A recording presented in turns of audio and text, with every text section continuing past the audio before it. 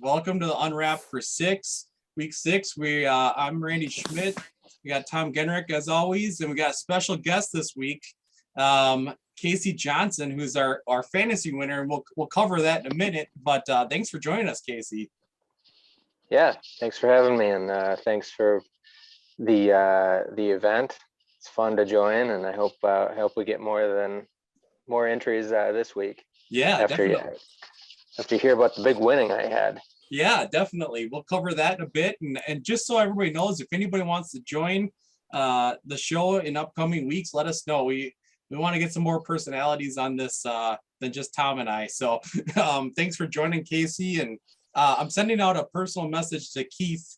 I want Keith on the show here soon too. So, but yeah, we'll jump right into it. We'll go to the fantasy. This is the second week of fantasy, and we're going to cover the results from that. The winner was obviously Casey this week, and that's why he's joining us this time. And you can see here quickly, and we'll get to Casey in a minute, but the best lineup possible this week was Jeff Wilson leading the way with Brian Lawrence, Kane Boxell, Vince Markel, and our own Phil Allen. Yeah, pretty cool list there. Tom, do you have either one of you, I guess, do you have any kind of thoughts on any of these guys? It's fun to see Jeff Wilson on there. He's a longtime Tech Mabel guy and I've been around, amateur baseball in the Metro for a long time. I'm a Jeff Wilson fan, and he had a big week. He has a 6 multiplier, so I feel like he might have to change for next week. Yeah, I mean, Jeff is ancient, so it's good to see. I'm sure he appreciates that, Tom. Yeah. Well, I'm as ancient as he is, so it's good to see. It's good to see a gray beard at the top of this list. It's good to see a couple of hitmen too from Stillwater. Yeah. Sorry, team in the league. I just jumped over to Jeff's player page. We thought we'd focus on Jeff for a minute, and right now MVP rank, he's 45th. He's won a medal. His batting average is 328. His player comp is Tim Beckham, newly acquired by the Minnesota Twins, by the way, which I was wondering why the photos are back, Tom. The lockout was preventing these photos from last time. But well, I think the lockout's preventing current players. Oh, and I don't. Maybe he's not technically under contract. I think that's what it is. I'm not sure how we got that Twins cap this quickly, but yeah, I mean, there he is, Tim Beckham. Yeah, so don't forget to check out your player cards. They're all on here at indoorbaseballx.com. And now I think we should get to Casey here. I see the base of your team. You had Phil Allen, and that proved to be a wise move. Do you kind of want to talk us through what your strategy was here with your fantasy team? Yeah, so I mean, obviously we talked about the best possible starting lineup, and Kane was in there along with Phil. I had both of those guys. It depends on what your strategy is. And I mean, as I was speculating that I had a chance, I looked around and I saw, Wayrock from the Grays as Corcoran. And so Cork had a huge week, and Cork should probably have, we could talk about this, some other time, and Tom can probably talk about ideas for the future, but Cork should probably have some sort of multiplier, like a 0.2 multiplier or something. Yeah. Just because it's almost unfair, but yet this week it shows exactly why he doesn't have a multiplier. So he had like 90 points or something like that, 90 and a half. I can't remember exactly what it was, without even a multiplier. So I mean, you put in a ×2 on him or a ×1.5. He blows everybody away. Exactly. So I mean, I guess it kind of just justifies him being a ×1. But the point about Wayrock was I looked through his lineup, and he kind of went the safe route, I almost would say, where it's like he's got a couple of ×1. I don't think he got any lower than ×2 or 2.5. So you could look at it like, I'm going to try to go consistent here, get my guys who are going to have points, and I'm going to be right there in the mix. And that ended up being the case. So whereas I kind of mixed it up a little bit. I had, that's my list there, right? I mean, James Zapp last week was like outrageous. So I was going to try to ride the hot streak. And he still came through just fine with like, I think he had 33 regular points, and then with the multiplier was in there. Yep. Dahl is probably his multiplier is starting to shrink as Tom's system catches up with him. I think it was brought up that he had like a bad first week, and coming off of winter break, basically, that makes sense. Right. Phil in a lot of the same ways. I mean, Phil's a really good hitter. Anybody who's in 35 plus saw his for the TCM ABL, saw his season. He hit like 550 or more with the back-to-back champ Skeeters. Yeah, that's right. Usually I'm the one who drops that in there, but it's starting to become a real thing now. So other people mention it now, like Randy. No, but yeah, so he's got his ×6. So I mean, he's been money every week because I mean, he can score 10 points and kind of get to that 60-point threshold that you might consider like a baseline for, hey, if I have 5 guys who are at 60, I'm going to be in the mix. And looking at last week, I saw when Ken won, he had like 400 some points. And so I was like, okay, so it needs to be a little higher than 60. Looks more like 80 is kind of that number that you need on average from each player. So who do I think is going to find a way to get to 80? Right. And that was my thought process. I mean, there's no way that I would have ever been able to go, just with that logic, actually pick these numbers on the button. But I mean, a lot of the guys that I had here were kind of in that range, or at least average to be about that range or a little bit higher this week. So that was my goal, is to get that 80-point average, and I picked again, Phil, who's got the good multiplier. I'd seen some stuff from Kane where I was like just watching Twitch, which if you don't do that on Sundays or whatever, when you're in between football games, check that out because it's kind of fun. Football's over now. There's no excuse. Exactly. So, I mean, and there's no excuse for not joining this free entry into fantasy. It's a lot of fun. So that's right. $80 gift card that you're going to be able to use on that thing. Yeah. And with that on the line, I tried to do the best I could this week and had one of my better weeks. So got like 43 or something on the average score. And with my 2 multiplier, I had a decent week. So I was already on that by Friday morning or Friday night or something. I had sent myself the stats. So by pretty early on in this, I was like, all right, good start.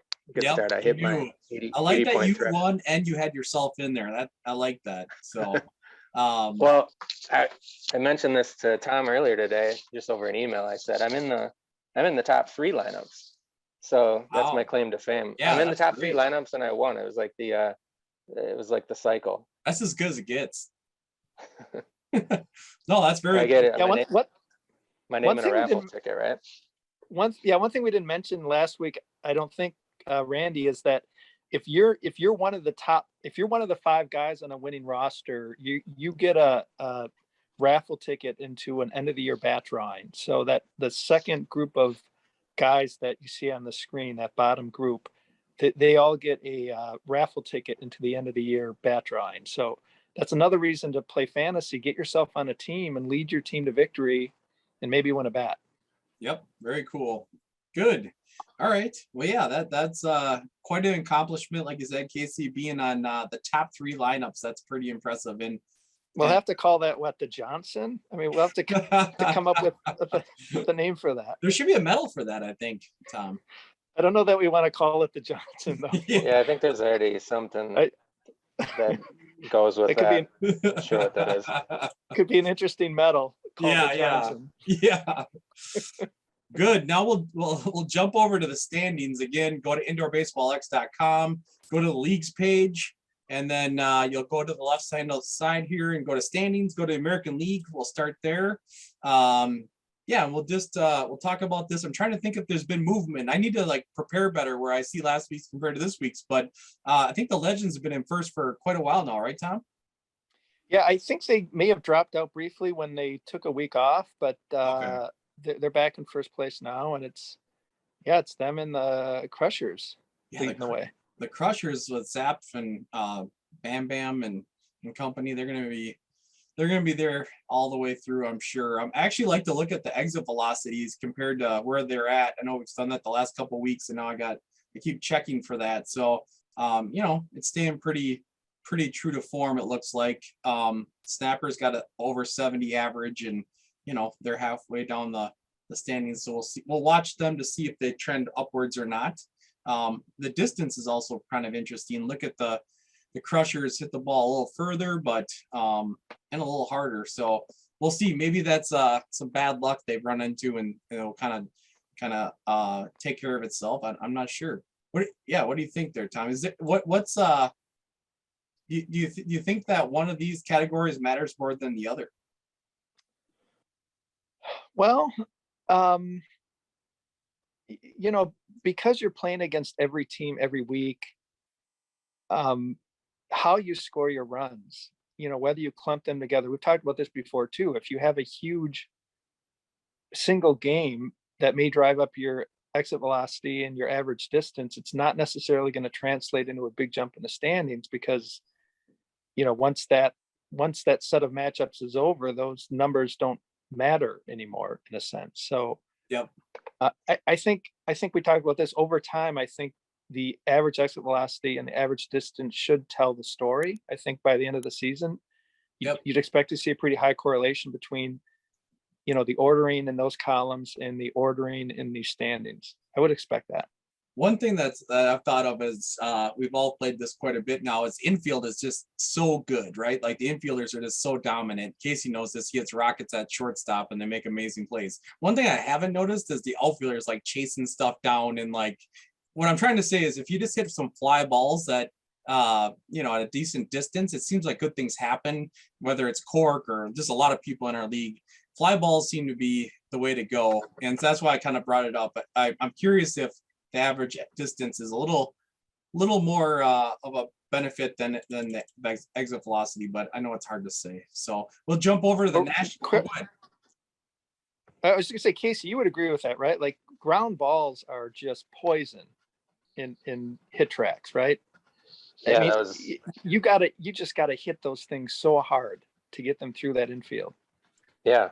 There's a lot of balls that I'll hit where I don't feel like I got it, and kind of got it up in the air, and like a 78 mile an hour double to the gap or something like that, or sometimes I'll even burn a left fielder. So Randy saying that was, I mean, I hadn't really thought about that before. One thing that I had noticed was I think we all get higher exit velocities on our ground balls, Right. And that might be a physics type of thing with the way that the ball's coming in and you hit it. I don't know. I mean, we could get Cork on for that, I guess. But, yeah, if only we had a physics teacher. Or yeah. Keith, isn't Keith Yeah. Keith's actually good at getting the ball through the infield too, but yeah, his ground ball percentage he's really an outlier when you stop and look at the numbers. And I mean, IBEX and this website in general, that's one of the most fun things about this is, why would I know Keith? I mean, I haven't played on a team with him. We're in different leagues, 28 plus, I think, and 35 plus for TCM ABL. And, he's not old enough to be in the Federal League. And so I shouldn't know this guy or know anything about the style of his play. And yet I know that he crushes balls really hard and keeps a low launch angle. So it's kind of fun to get to know guys through this whole thing. And I mean, the website's perfect for that. If you haven't been out there to see it, and obviously if you're watching this podcast or whatever we call this thing, you're probably already also on the website. We're preaching to the choir here, but I don't know. It's a fun tool to look at and get to know other players. But yeah, for sure. To Tom's question, you can launch angle seems to be, there's something to it that is advantageous to this hit tracks. So yeah, definitely. And Keith, you mentioned him being an outlier, and he definitely is. The guy has exit. I'm just sorting by exit velocity here. He's at 103, 100. One of the few people have hit the ball 100 miles an hour in that cage.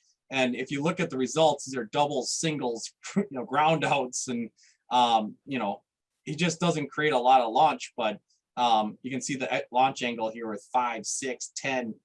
It's yeah. So it's interesting. He's still one of the most effective hitters in the whole league. It's just that's his game, right? And it's fun to see those kind of stats. And like you said, Casey, you would never know that about a guy like him unless we play in this league. So it is really, really interesting. Yeah, and then we'll jump over to the National League here, and Casey and I are Mammoth members here. We're in first still. We're hanging on. I had a really terrible week last week, but my teammates were awesome. So, but yeah, we're in first at the moment. The Cardinals, I feel like, can't remember if they were in second last week or not, but they're right there. And I know Michael Lewis and others are heating up on that team. So we'll have to see how this plays out. We have a little bit of a lead at the moment, but one game of 1 or 2 runs and things can change in a hurry. So Cardinals, North Stars, Sea Donkeys, Merchants, kind of the same group that we've seen the last few weeks in that top half. Anything Randy, guys?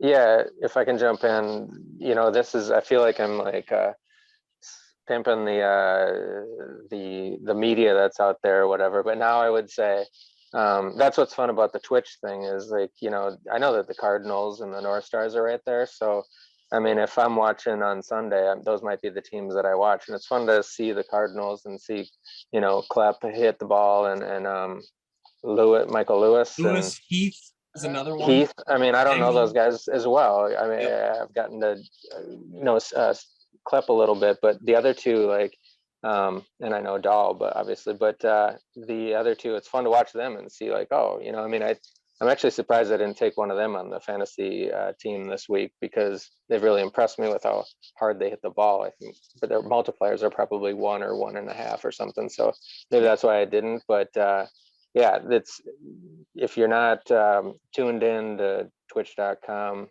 or twitch.tv/hit club on Friday, Sunday, and Monday and Tuesday, it's fun to just check in, and you don't have to watch very long, but it's cool to see like how are they doing. And so I've been doing that and watching some of these other teams to like see where they match up against us has been a lot of fun. Yeah, definitely. I've done the same. I just check in on a few of the matchups that I find interesting that week, and it is really cool to be able to check in like that. So yeah, we'll have to see how this plays out. Again, the Grays, I keep bringing it up each week, but I feel like they went up a spot, but we'll see if they continue to climb. I feel like they will. And the Merchants too. I just feel like they're way too talented, and they'll be in the top in the end. So the playoffs will be a lot of fun too, to see how people perform when it's like you gotta do it now. So I think it could be pretty wide open in the playoff. And the Skeeters, anything you want to say about that, Tom? The Skeeters I feel like you're gaining a little momentum. It's been a few runs. Well, we scored 3 runs this week, which I think, did that triple our output, or did we have 2? No, I think we had 2 coming into the week. Yeah, you got 5 now. So yeah, we're building. I mean, watch out. We're a comer at this point. We're up to like 5 runs on the season. So but in your defense, there was a lot of runners in scoring positions and opportunities. It just didn't quite go. It could have been 10 runs, I think. Yeah, I'm not sure that makes us out to be, we didn't hit when guys were in scoring position. That's not necessarily a good thing either. But, I mentioned this where we play the Mammoth every week and we just get curb stomped. I mean, we get our teeth knocked in, but it's still a lot of fun. We don't really care that much that we don't score runs. I think teams in the league that don't score a lot find that it's just as much fun. Absolutely. And I think Rob might have mentioned this, like maybe we're just focused on the wrong things, right? Like, we're just talking about fantasy, and there was Skeeters involved with the winners there. So you got to just find what you're looking to get excited about. And it's not just about the wins and losses as a team, right? It's personal performance. It's getting better. It's analyzing your launch angle. It's all these things, right? It's not just about...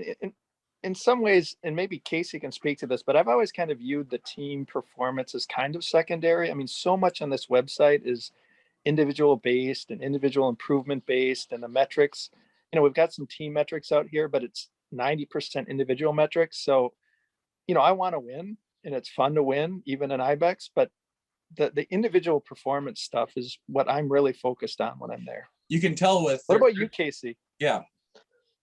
Yeah, for sure. And I brought that up, and Nate Stark kind of needled me about it, because it is the one time when you can really kind of get away with talking about how focused you are on yourself, even if it's true all season long. No, but like I said something about, well, hey, at least I got good points on that, fly out to left field, and he's like, really?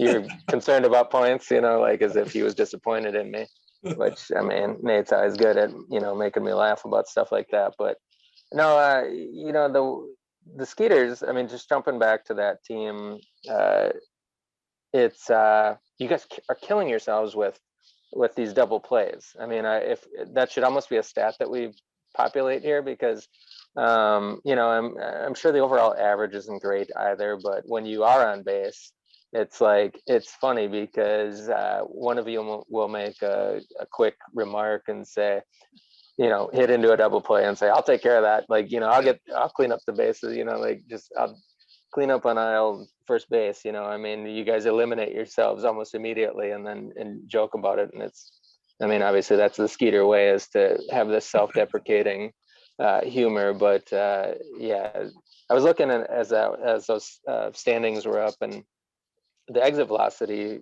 wasn't, it was near the bottom, but it was, there was 2 or 3 teams that were right there with you in that sense. Yep. So if you jump over to the National League, Randy. Yep. But, so, and part of it is, Rob, Nate, and Phil are all new to this as well. And so with that, this is something that Rob had hit on, was the medal count, and you guys were like racking up medals because you were getting better, I believe, with like your improvement week over week on your exit velocity or your OPS even potentially, or whatever the numbers were. But I thought that's where Randy was going to go with that, because he had I know that Rob had hit on that extra, or that other thing that's going on out there, which it's not just about standings, it's not just about individual performance, or you got these crazy medals out there too for improvement week over week, which at least early on the Skeeters were kind of dominating in that sense. They were like in first place. So Rob's like, well, we got this. I think the Skeeters have at least twice as many medals earned this year as the Mammoths. So it's all about how you look at it. So I think that's really cool. Well, and then there's the player of the season, which maybe you'll get into, but that's always something. The acronym POS is something that we have a lot of fun with on Friday nights, as You want to be the number one POS. No, exactly. We'll get to that. The Skeeters are full of POS. POSs. We'll jump to the most valuable player here. So we'll go to American League, and Scott Butner, Bam Bam Lundgren, Novak, Zamp, Julian. Yeah, I don't think there's been a ton of movement in this. But yeah, I think that's the current standings for most valuable player at the moment. Tony Newman also in there, which is kind of fun. We'll jump to the National League, and Cork's leading the way. He's pulling away from the pack a bit. Kleppen and Keith and Casey, Sam Knight. Casey, I feel like you might have jumped a few spots here, because I feel like you were like 7th, but I could be misremembering. But yeah, that's Diamond Dan might have went down a little bit. I don't know if he was there last week or not. But yeah, that's same guys. And any kind of thoughts there on the MVP race? I think it's a Corcoran, and who's going to come in second?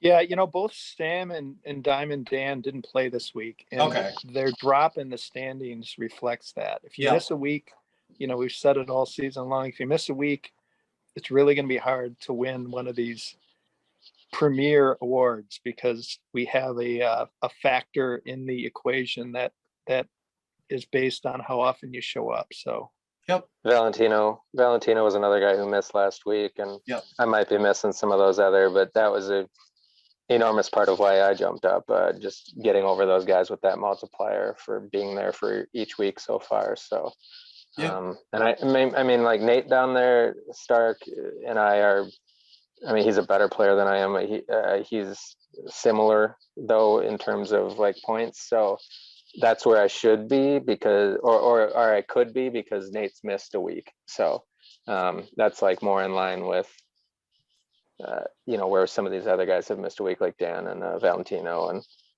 Sam. I do think next week or next year we're going to take another look at this formula. I know Cork's got some ideas. I think Keith Bistadu probably has some ideas. And maybe take a second look at a closer look at how we're calculating this, because it is punishing. If you miss a week, you're basically out of the race. And I don't know, you know, the intention was to reward people who show up, because that is a component of being most valuable. It's being there more than other people. But if you miss 1 week, if that eliminates you from the race, that might be too draconian. We may have to look at that. It needs to be, and we can take this offline, but it needs to be, I think, like somehow the impact that you have when you are there. You know, that's what, Yeah. I don't know if there's any way to figure that out, but yeah, I mean, that's where the impact, you know, the most impactful player is the MVP. So I agree. Yeah, no. Yeah.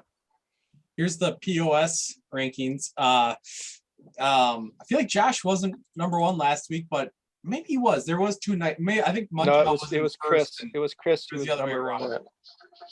Yep, Yeah, so- Chris was number one. Okay. So yeah, you can kind of see how that's shaping up. And again, you can go to indoorbaseballx.com to kind of scroll through the list and find yourself or your teammates. Here's the National League. Bjorn's still in first by, again, this is probably Bjorn's title to win this year. And then kind of who's going to be in second. Mike Dahl's my dark horse to climb the rank. And then we can take a look at some performances this week. There was a lot of really good performances. Cork actually had a monstrous week. And so Randy, real quick on that player of the season. Yep. That just came to mind, and it does make some sense, but you know, pick those top 5 guys and win yourself a fantasy baseball week, probably. Exactly. There's definitely a correlation between the player of the season and the fantasy results, just because it's about outperforming yourself, right? Or out doing better than you normally do. And that's what this award's about, and that's what fantasy is all about. So no, I agree. That you think you just gave away the best tip of the night there, Casey. Okay, well, yeah, we'll jump to records here, and we'll start with single swing records. In Tom, Tom, you got to help me find these, but I think the one that we wanted to highlight on this page was Corcoran, and it was distance. Where is it here? It was this one. He hit one 392 feet. It's the 5th longest swing in a league game for IBEX, which is quite the feat. We only have one 400-foot shot in league play by Scott Butner. But yeah, that's kind of a fun group to be a part of. The longest swing in a batting cage league, which is cool. And then stop me if I'm missing one, Tom, but I'll go to game. For hits in a game, did he join that group? No, he did not. He did. Yeah, did he? Because I thought he was. I don't think he did. Maybe not. No. It was streaks. It was home streaks that he runs. was on. Okay, streaks. Yeah. Well, yeah.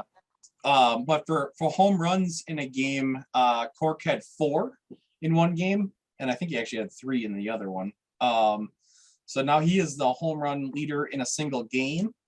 And then I think he also got. Sorry, there was one other one that I think he did. Yeah, on the single game, he was on there for single swing points. Oh, so right. He was in there too. Yep. So yeah, I got. That's a single swing. Okay. So yeah. Anyway, Cork had a big week. I think if you can, the takeaway there is that he had a big week, and we're gonna cover some home runs here in a bit too, and you'll see that. Is there any other records that were broken? I think that was it for records. So we'll go to the tail of the tape, and Corcoran had 7 home runs. In an effort to try to keep this under an hour, we're going to show his longest home run of the day, which is a 392 footer that we just talked about. That was a record shot. I might have to play this twice, but we'll see. No, here we go. And he actually turned and burned on this one more than he would normally. I feel like he's making adjustments for this league and trying to hit some more home runs. This is at Target Field, and he just crushed this thing. And he pulled it. Like, I don't think you see that ball in the summer. I think that goes to left center. But Casey, was it this week, Casey, or last week, where he was talking to us in an email about how he's getting more bend in his knees in an effort, to try to elevate the ball more? I don't remember if that was this week or last week he did that. Yeah, I think it was this past But you week, can leading up to you can this see game. there is kind of dropping a little bit in his swing. I think I think if you looked at his swings in past weeks, you wouldn't see that as prominent right there. yeah. Yep. So that was So this might have been so anybody who was there and anybody who wants to go back and look at it, and I thought it should have been nominated for reaction of the week, was Cork hitting a ball that he felt might have challenged 100 miles an hour exit velocity and maybe 400 feet.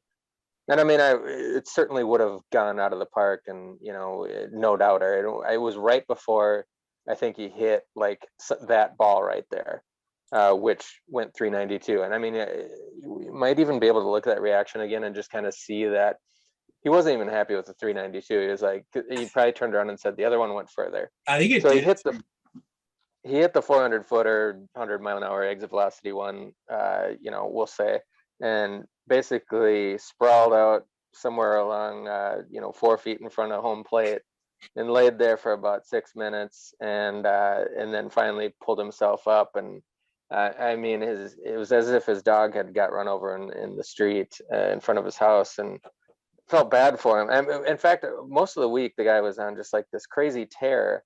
And I bet after him, you have to go into the cage, and there's this awkward moment where you're moving the net, and it's like, you're holding the net for him, or he's swiping at the net. And I mean, I was basically scared the whole time. And I mean, he was an animal. I couldn't talk to him, and you can go back and look at his results. I mean, how many home runs did we see? Like 7 or something? 9, 7. Okay, so. It was one of the best performances, and I've been a teammate of Cork's here now for a better part of a year or two. I mean, he was on fire and just smoking the ball and angry almost, So I don't know if I like angry Cork as far as a conversationalist, but he's certainly, the results were there, so we'll take that. Yeah, no, I agree. If you probably I don't know, while you're watching that, I don't know if on the clips here if it says what time of the stream it was, maybe not, but find 30 seconds before it and go look at he's embarrassed by it because of his reaction, but I think it's up for reaction of the week. But no, it was great. I was there live too, and it was fun to see him get frustrated. But yeah, he definitely hit that ball a long ways and just didn't pick up on the hit tracks. So, but yeah, he was a little angry that night. He was all business. But yeah, here's Lundgren getting another home run. We can kind of see that swing here. He's kind of got that uppercut drive. He likes Fenway because he launches the ball so high. But yeah, 347 feet. It was a good stroke by Lundgren.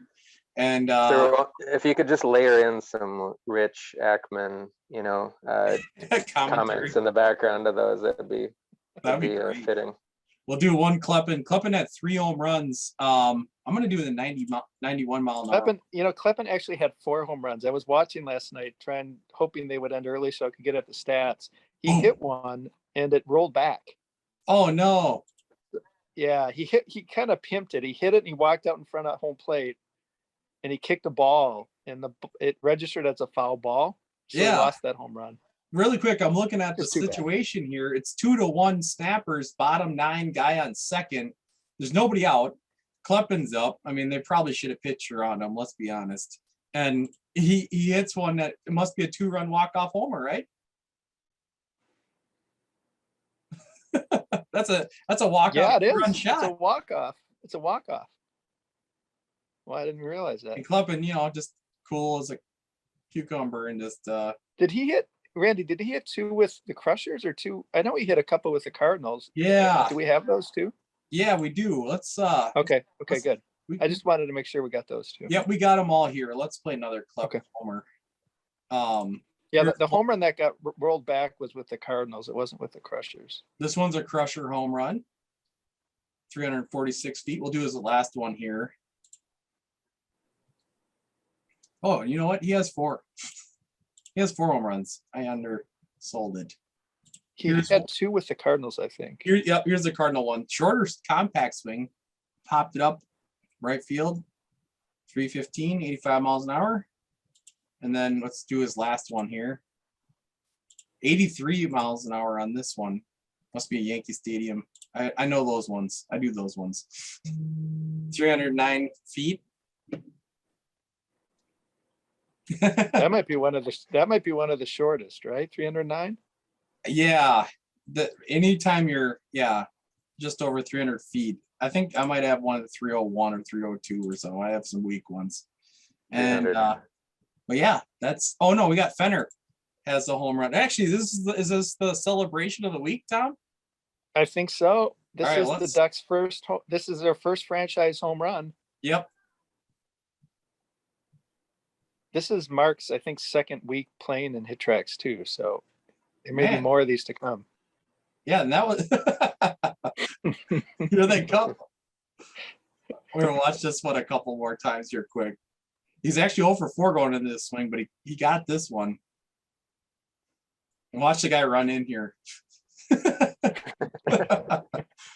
That's got to be the celebration of the week for sure. But yeah, that was a good shot by Mark Fenner.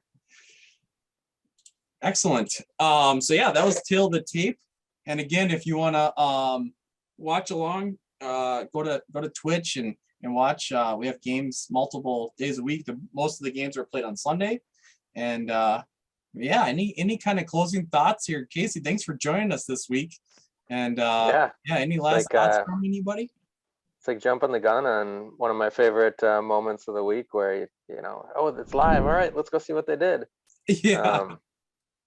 It's appreciate it. Hopefully I can win again or do something special to get on again. But ideally you would have someone else on so I can see what they have to say and get to know some other people in the league and appreciate. I mean, my closing thoughts on all of this are get out there and get into the fantasy thing.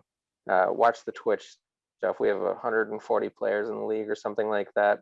Engage in the social media of it because we're all a community here where it's fun to just get to, I mean, oh man, I go outside today and I'm like, it's 7 degrees and I'm just miserable, muttering under my breath all the time. And this is the escape from it. So, make it better for me, all of us, just by engaging in all this stuff. And I appreciate what you guys are doing in this. And, this is so much fun to have a community among the amateur ball players here. And that's my closing thoughts on it. So thanks so much. Yeah, definitely. That I couldn't agree more. It's a lot of really good guys, and it's a fun activity for us to all be involved with in the middle of this crappy, cold winter. How about you, Tom? Any last thoughts?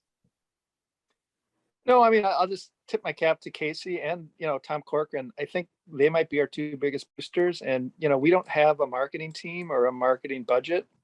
The only way that the word gets out is, by people in the league tweeting and saying the kind of things that Casey is saying. So, your support is appreciated, Casey. We appreciate you as much as you appreciate us. Let's put it that way. And it was great having you on the show.